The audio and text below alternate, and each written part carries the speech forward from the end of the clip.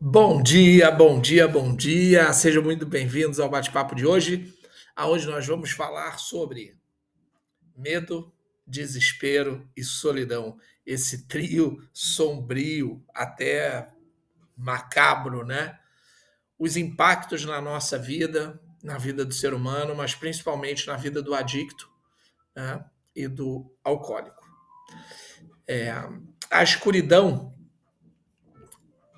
que que está presente na vida em muitos momentos da nossa vida, aquela escuridão mesmo, né? Principalmente na dependência, na adicção de qualquer coisa, ela não vai se limitar aí à compulsão por aquilo que a gente quer fazer ou por aquilo que a gente quer usar, ok? O medo, o desespero e a solidão, eles formam realmente um trio que aprisiona, né, o ser humano, que nos aprisiona, principalmente o adicto, o alcoólico e qualquer pessoa que tenha aí exacerbadamente qualquer um desses fatores aí, né? Ele destrói vida completamente a nossa vida, acaba destruindo o relacionamento, tira completamente o nosso chão e a nossa capacidade de enfrentar a realidade. Mas não se preocupa que você está sentindo assim ou tem alguém em algum momento, não perca a esperança. Né? Existe esperança sim. E esse bate-papo de hoje é exatamente para isso, né? Para apresentar, entender um pouquinho os impactos, esse sentimento, descobrir quais são os caminhos, né? E saber que tem sim apoio, tem condição, né, de você sair desse momento e dar a volta por cima. Né? Porque assim, a nossa verdadeira libertação não é apenas abandonar esses hábitos, né, ou seja, de beber, de usar droga ou de jogar demais, bom, enfim, qualquer hábito que esteja trazendo alguma consequência ruim, né, mas também principalmente de abraçar, sabe, a cura da alma, né, aquela cura, caramba, não tô mais preso. Então esse é o nosso tema central de hoje, né, o impacto do medo, do desespero e da solidão na nossa vida, ok? Vou falar aqui, não vai ser só a consequência na dependência, mas também quais são, o que é aquilo que alimenta isso, né? O que faz criar esse círculo vicioso na nossa vida. Né? E vou enfatizar aqui a importância, sim, de falar sobre esses aspectos emocionais, sobre essas emoções, para aí sim começar a vislumbrar um novo caminho, uma nova maneira de viver, uma recuperação completa, né? Vamos lá. Vamos começar falando do medo, né? É, tem vários tipos de medo, ok? Então, assim, o medo daquilo que eu estou fazendo, medo de julgamento social, medo do fracasso, medo de encarar a realidade, medo de voltar a refazer aquilo que eu não quero e que me fez mal, e que fez mal a alguém que eu amo, e que me trouxe perdas. Né? Como é que eu vou conectar esse medo com a perda de controle da minha vida e a sensação de impotência? Né? Então vamos começar falando dos tipos de medo. Eles podem ser os adaptativos, que são os naturais, e os instintivos. Já ouviu falar sobre isso? São aqueles medos inatos, que são programados na nossa cabeça como se fosse biologicamente, né, para proteger a gente de perigos reais e imediatos, ok? Eles são essenciais para a nossa sobrevivência, até do ser humano, né, da espécie humana. Então, medo de altura, por exemplo, né, é acrofobia, na sua forma ali patológica, tá? Então é o quê? Sentir apreensão em lugares muito altos. Isso é natural. Por quê? Porque a queda representa um perigo real. E esse medo, por vezes, nos impede de nos arriscarmos desnecessariamente. Ou seja, às vezes tenho esse medo, eu vou chegar ali e vou me arriscar? Não. É desnecessário. Entendeu? Então, assim, mas esse medo também não pode trazer coisas ruins, que a gente vai ver. Né? Então, aqui é o medo natural de instinto. Medo de animais perigosos, né? Cobra, aranha, predadores grandes ou que matam pequenos. o que que é? Por que que isso é biológico? Porque eles nos protegem de possíveis ataques, né? Então, assim, faz eu temer pela minha vida. Então, se é uma fé invertida, eu tenho certeza que aquilo vai me tirar a vida. Então, eu temo por aquilo. Então, isso pode ser um fator positivo ou pode ser um fator negativo. É uma linha bem tênue entre eles, né? Medo de dor. Caramba, medo de dor é muito amplo, né? Porque pode ser uma dor física ou uma dor emocional. Então, acaba evitando situações que causam dor física. Eu estou falando aqui da dor física, ok? Primeiro. É um mecanismo de proteção. Então, eu vou evitar a situação que me causa que pode me causar alguma dor física. Então, aqui, medo de barulhos altos e repentinos. Bebês e crianças, por exemplo, até pequenos animais, né? Reagem com sobressalto, fica com muito medo a som alto. E é um reflexo de proteção de possível ameaça, é uma possível ameaça. Então, é uma proteção que a gente tem, né? Medo de escuro, nictofobia, tá? Patologicamente falando, né? Vamos falar assim, né? Não é aquele medinho, de escuro, não, é medo mesmo de escuro, né? Dificulta a percepção do ambiente, eu fico muito vulnerável, né, a perigos, né? Então, esses adaptativos é medo de altura, são os naturais, medo de animais, medo de dor, medo de barulho alto, repentino, medo do escuro. Esses são aqueles inaptos à nossa condição de ser vivo. Tem aqueles que são os desadaptativos, ok?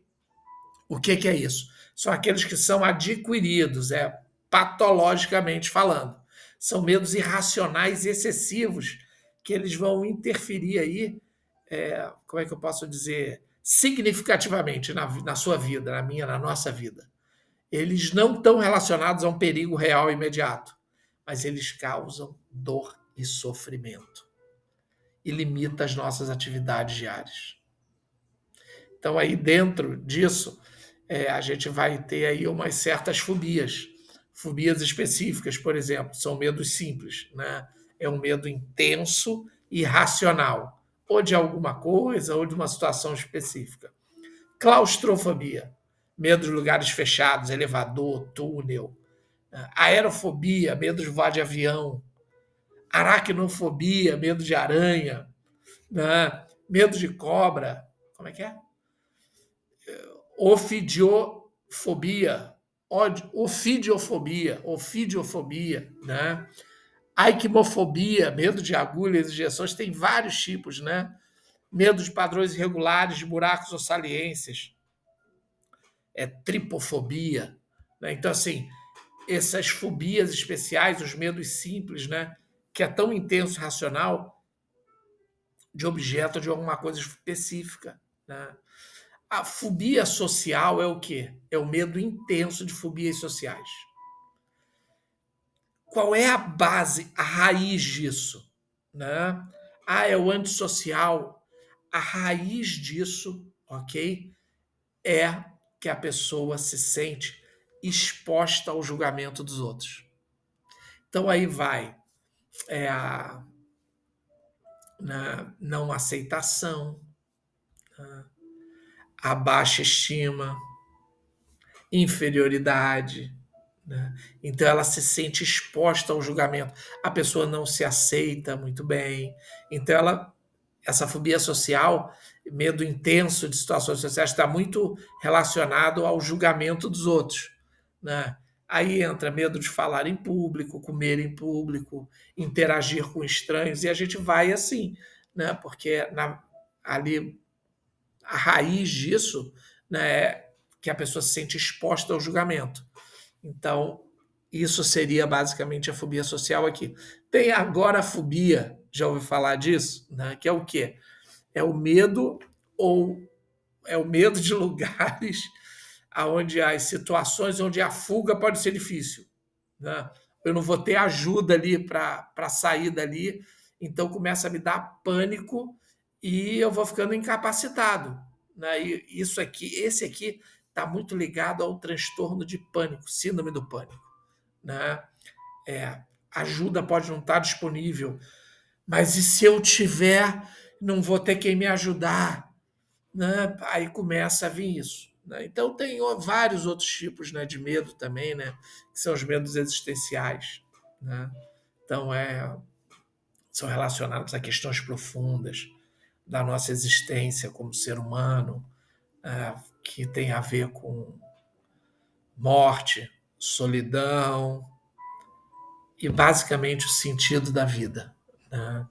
Então, o medo da morte é a preocupação excessiva com a própria morte ou com a morte de entes queridos. Então, se tem tanto medo que quer cuidar, não deixa nem a pessoa viver. Olha que interessante. O medo de perder a vida, da morte, é tão grande que faz com que a pessoa pare até de viver, congele a sua vida e queira que o outro não viva, né? O medo do desconhecido. Você tem medo do desconhecido, medo da morte, né? A apreensão ali, você fica apreensivo com as relações, com situações novas, ou então que você não tem certeza, que você não controla. A gente tem também os medos relacionados a traumas, que normalmente vem depois aí. Eu tive isso, sabe? Eu fui cair no mar, estava grande lá em Portugal, bem gigante, eu tive que remar muito. Eu fiquei com isso muito tempo. Eu até hoje tenho um certo receio de ir em mar gigante. Eu optei por não querer mais. Agora é só brincadeira, marzinho pequeno, sabe? Então, assim, esses medos relacionados a trauma. Não é a minha profissão realizar esse surf em ondas gigantes e tal. Então eu me preservo o direito de só ter curtição. Eu não quero ter a possibilidade de sentir aquele desespero, aquele medo, né? Aquela quase certeza que eu ia morrer, mas ao invés de paralisar, que com certeza eu iria morrer, eu consegui respirar, manter a calma através de um trabalho, né, que eu faço, que é basicamente esse: nos conhecer, ter conhecimento, saber o que a gente tem que fazer em situações críticas que envolvem a própria vida, ou a vida como forma literal, né, de respirar, de viver, como também de situações da nossa vida, seja profissional, de relacionamento, o que for, né? Então, esses são os medos relacionados a trauma, né? O transtorno de estresse pós-traumático, né? Então, assim, a acidente, guerra, um estupro, uma violência presencial, uma morte, ou quase tentarem tirar a tua vida, um acidente de carro, de moto, o que for que foi muito intenso. Então, é, isso aqui envolve medo de lugares ou coisas que remetem àquele trauma. E qual é esse medo? É o medo de reviver essa experiência. Então, isso que é o TEPT, que é o transtorno, né, ao estresse pós-traumático, que tem N desdobramentos disso, né? Tem aqueles medos infantis, que normalmente é comum a criança, né? Mas que ele normalmente são superados, mas eles podem se permanecer, né? Que é medo de monstros, medo de criaturas imaginárias, medo do bicho-papão, medo de uma figura assustadora que se esconde no escuro, né? Esse é interessante. A superação, em vez de ser positiva, tem o medo da separação, né? Desculpa, da superação, da separação, né? Então, assim, é ansiedade, medo da separação dos pais ou até de quem cuida, dos cuidadores, né? Então é porque fica vendo isso, fica em pânico, tem esse medo, né? E a gente falou aqui de medo e fobia, né? Tem uma diferença entre medo e fobia. O medo é uma reação natural, tá? Qualquer perigo real, né? Realmente que exista ou que é percebido. E ele é proporcional à ameaça. E ele se adapta, porque ele tem uma função aqui adaptativa. Agora, a fobia é irracional, é o medo irracional, persistente, que causa sofrimento significativo e acaba interferindo na nossa vida. Ele é desproporcional à ameaça, sabe? E ele começa a levar para evitar aquela situação temida ou qualquer coisa que possa me levar para lá. Isso faz com que interfira na minha vida, decisões, relacionamentos, decisão de relacionamento, profissional, né? Então, assim, se o medo está causando sofrimento contínuo, significativo e está interferindo na sua vida diária, a minha sugestão é que procure uma ajuda. Manda uma mensagem aqui para a gente bater um papo, ou buscar a ajuda de alguém que você já conhece, mas às vezes um estranho, uma pessoa diferente, marca uma entrevista, manda uma mensagem, né? Então, sabe, para poder identificar isso. E se for alguma coisa mais grave ou mais intensa, eu vou direcionar também, pode ser psicólogo, psiquiatra, psicanalista, não apenas um terapeuta e aconselhamento que eu faço, né, para a gente poder descobrir a causa disso, né. Tem o desespero, né, a gente já falou sobre, né, o medo, então agora a gente vai falar sobre o desespero, é o trio da fobia ali, né. Então, assim, é, o desespero ele é a consequência da perda de controle, tá? São as consequências negativas, tá? A gente tem a sensação de isolamento, né? E sabe as consequências negativas da dependência mesmo, de sermos dependentes, sabe? Uma coisa que é bem clara aqui no desespero é o quê? É a sensação da falta de esperança. É o crer, a crença que não há saída, né? Então, assim, muitas vezes isso tem a ver com a ideia suicida, a busca por um alívio imediato, numa fuga, drogas, álcool, remédio. Então, isso faz parte do desespero, né? É um estado emocional muito intenso e aflito, sabe? Vai lá dentro. Chega às vezes cansar, chega, eu não aguento mais. Se é para continuar assim, eu prefiro não estar aqui.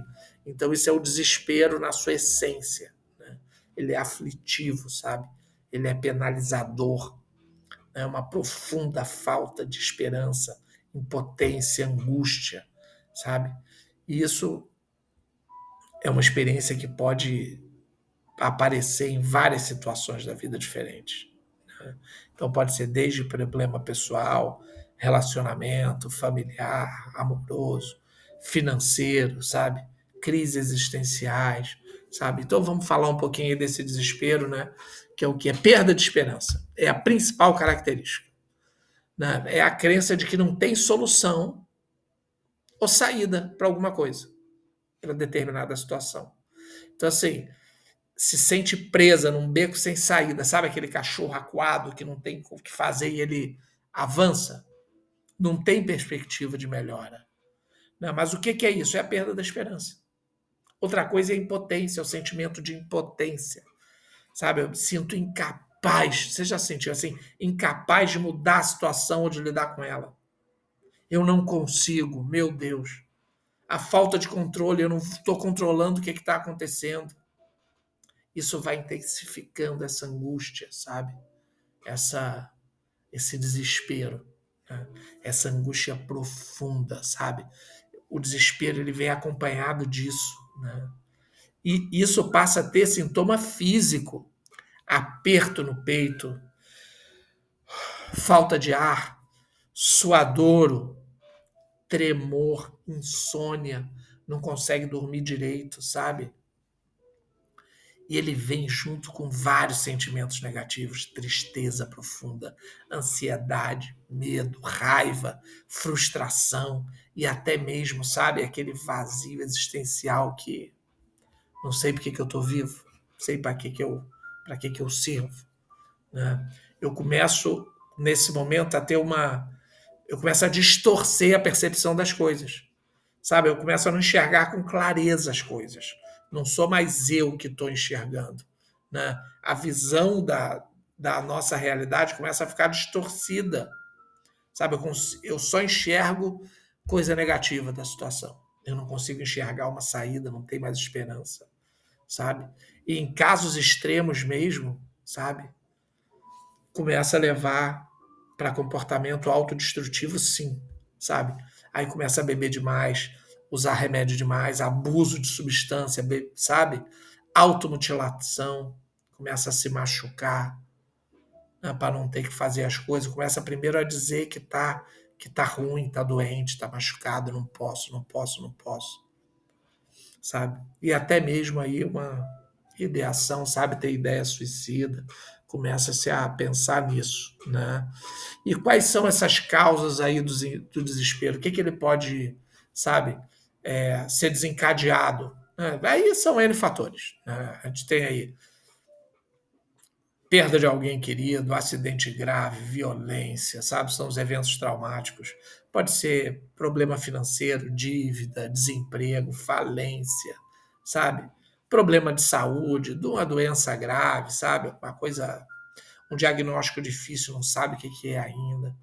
Problema de relacionamento, término de um relacionamento, briga familiar por causa de herança, sabe? Isolamento social, se isolar das pessoas, sabe? Se sentir sozinho no meio do Maracanã e se sentir completo sozinho, é melhor estar sozinho do que acompanhado, né? Crises existenciais, sabe? Se questionar sobre o sentido da vida, começar a ideação da morte, sabe? Do futuro, parar de viver o presente, na verdade. Essas crises existenciais é parar de viver o presente. Seria quase sinônimo, né? Então, a dependência química e o alcoolismo, né? É o ciclo aí da dependência, sabe? As consequências negativas, a sensação de perda de controle, que vai fazer o quê? Vai levando ao desespero. Não tem jeito. Alexandre, qual é a ajuda aí a diferença entre desespero e desesperança? Parece sinônimo, né? Mas tem um detalhezinho, sabe? O desespero é o quê? Um estado emocional mais agudo, intenso. E ele está ligado normalmente a uma situação, ok? A desesperança, por outro lado, é o quê? É um estado crônico, sabe? A característica é o quê? Uma falta generalizada de fé no futuro. Não, nada. É a perda, sabe, da esperança mesmo. E quais são as formas de lidar com esse desespero quando chega nisso, né? Buscar a ajuda de um profissional mesmo, sabe? Que é um terapeuta como eu, ou um psiquiatra, um psicólogo, bom, enfim, né? Para ter abordagens aí através de TCC. Foi até um curso que eu tive, fui convidado para montar, para ministrar, né? Direcionado aí ao alcoolismo e à dependência química, que é trabalhar ali, vivenciar a terapia cognitivo-comportamental. Buscar apoio social, conversar com amigo, família, falar disso é importante. Buscar um grupo de apoio, sabe? Começar a cuidar da saúde física, da saúde mental, técnica de relaxamento, sabe? Alimentar de forma mais saudável, sabe? Isso aí ajuda a diminuir os sintomas de ansiedade, sabe? Melhorar o humor e principalmente buscar descobrir, né? Porque você pode nem saber o que são atividades prazerosas. Não é que traz prazer, é que traz bem-estar. Vai distrair a mente dos pensamentos negativos, sabe? Para você resgatar ali, sabe, o prazer da vida, né? Desenvolver a espiritualidade, sabe? Acreditar no poder superior, né? Pode ser de religião ou da natureza, ter uma prática espiritual para trazer conforto, esperança, um senso de propósito, sabe?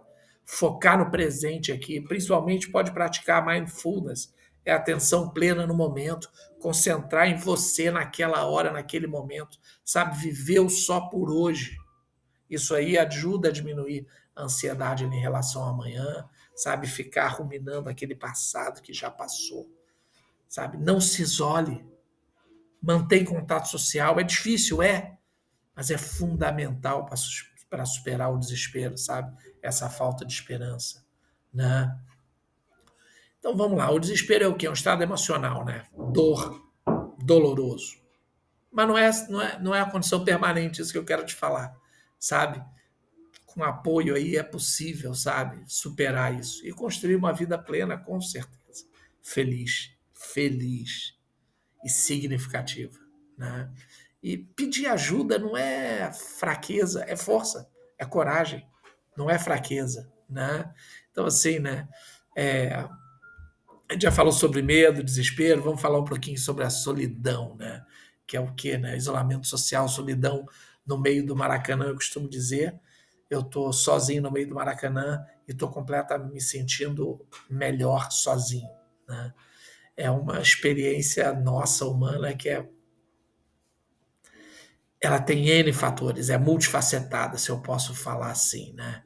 é a falta de pertencimento, sabe? Isso pode afetar em qualquer idade, em qualquer contexto diferente. Tem uma grande diferença entre solidão e solitude, já ouviu falar, né?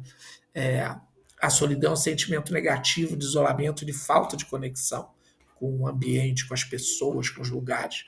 A solitude é um estado de estar sozinho e pode ser positivo, pode ser intencional, permitindo aí momentos de reflexão, autoconhecimento, paz interior, né? A grande sacada é o quê? A chave disso é a percepção no que eu vou escolher. Porque a solidão ela é imposta e dolorosa. A solitude eu escolho e é benéfica. Quais são as características da solidão, Alexandre? Sentimento de isolamento. Eu não me sinto conectado, não faço parte, ninguém sabe como é que eu sou, sabe? Eu estou separado por uma barreira invisível, é na minha mente. Falta de conexão emocional, sabe? Mesmo estando junto ali, eu não me sinto conectado. Né? Se não tiver uma conexão emocional profunda e significativa, eu não consigo me sentir conectado. Rejeição, o sentimento de rejeição, né? A solidão pode me levar a se sentir rejeitada, indesejado, incompreendido pelas pessoas. Traz um vazio interior, sabe? O vazio, a falta de propósito, significado de vida, né? Que é a crise existencial, sabe? Tristeza, melancolia, ansiedade, insegurança. E começa a impactar, sim, na minha saúde física, mental. Alexandre, quais são as causas da solidão? Vai lá. A mudança de vida, isolamento social, dificuldade de relacionamento, doença, tanto física quanto mental, uso excessivo disso aqui, de tecnologia, né? E traços da nossa personalidade, timidez, baixa estima, sabe? Dificuldade de expressar emoção. Ah, Alexandre, tipos de solidão? Tem sim, tem a solidão emocional, que é a falta de um relacionamento íntimo e significativo. A solidão social, que é falta, sabe, de uma rede de apoio social, de amigos, familiar, colega de trabalho. A solidão existencial é a falta de propósito, significado na vida. E essa aqui é a falta de esperança, é a desesperança lá do desespero. É a desesperança que é o ápice disso. E como é que eu vou lidar, Alexandre, lidar com essa solidão? Reconhecer e aceitar um sentimento, é a primeira coisa. É reconhecer, aceitar que você está sentindo assim, não se ficar se julgando e nem se criticar por isso.